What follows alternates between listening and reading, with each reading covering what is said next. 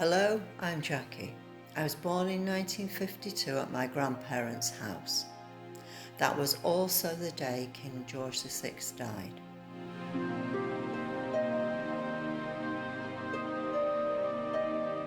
I lived with my grandparents until I was 7. Their house was 2 minutes walk in that direction, and the school that I went to was 2 minutes walk in that direction.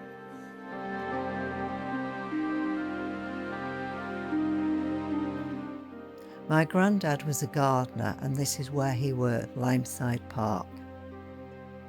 I haven't been here for over 30 years. Looking around, it's so different. There are no borders with flowers, no bedding plants, no bushes, no shrubs, only grass, trees and concrete paths. To me, it feels soulless and lifeless, like the heart's gone out of it. My granddad served in the RAF during the First and Second World Wars. Like so many men, this had an impact on the meaning of life and what's important, and he became a Christian Scientist. His passion was gardening, nature and the environment. My christening name is Daphne, given to me by my granddad, because the year I was born was the first year his Daphne bush had flowered. He would come home from work and after tea go into his own garden, and I would go with him. At the bottom of the garden was an underground air raid shelter. It had a few little steps going down. It was dark, cold in the winter and warm in the summer. A little scary for a child, but I felt safe with Grandad. Inside was where all the potting of seedlings, the propagation took place. He grew fruit and vegetables, flowers and herbs. If you could grow it, he grew it. The garden had a beautiful aroma of lavender, mint, sage, onions and roses. I would pick up the fallen rose petals, put them in a jam jar with water and make perfume. My gran, who was blind, was a first-class cook. She made the most amazing meals from all Grandad grew. Today, she would have been a botanist, herbalist. Years ago, some may have thought of her as a witch. I bit my fingernails and my thumb was infected. She cut a lemon in half and put it on the end of my thumb and tied it so it didn't fall off. I didn't question that it was a strange thing to do and walked around with the lemon on my thumb. One of my grand sayings was, "Don't cast a clout until May's out," May being the May bush, which meant don't remove your layers of clothing until the bush finished flowering, because it's too cold. One night, I was in the house getting ready for bed when Dad came in from the garden. He had a bee on the end of his finger. He said, "He's tired and he's resting on my finger.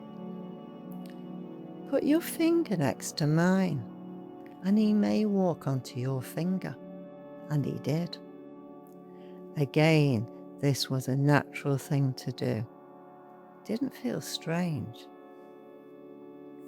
It was an exciting time when the rag and bone man came round. He had a horse and cart, and everyone was eagerly waiting for the horse to go to the toilet. Grandad would say, "The horse has done his business. Quick, I'll get my wheelbarrow and spade." And we would run and get the poo before anybody else did. He would then spread it over the garden, and it didn't half stink, but it was free, excellent manure. I'm now reflecting back on those times and realise how lucky I was to have the education I had on nature and the environment.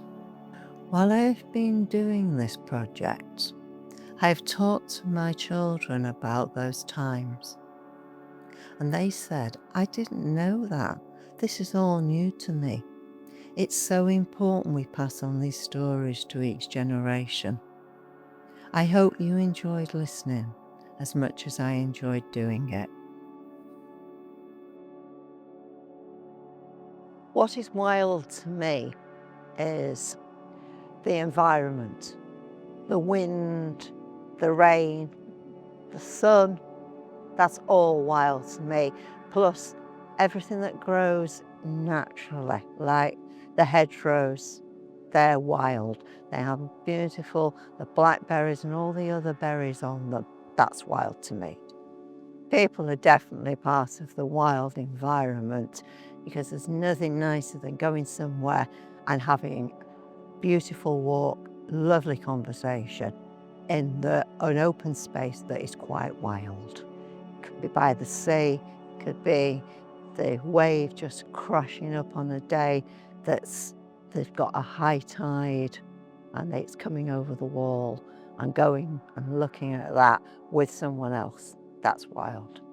I think it's about going out, exploring, opening your mind. I'm hoping that we can change things around. I'm hoping we can have more open spaces, more nature, less concrete.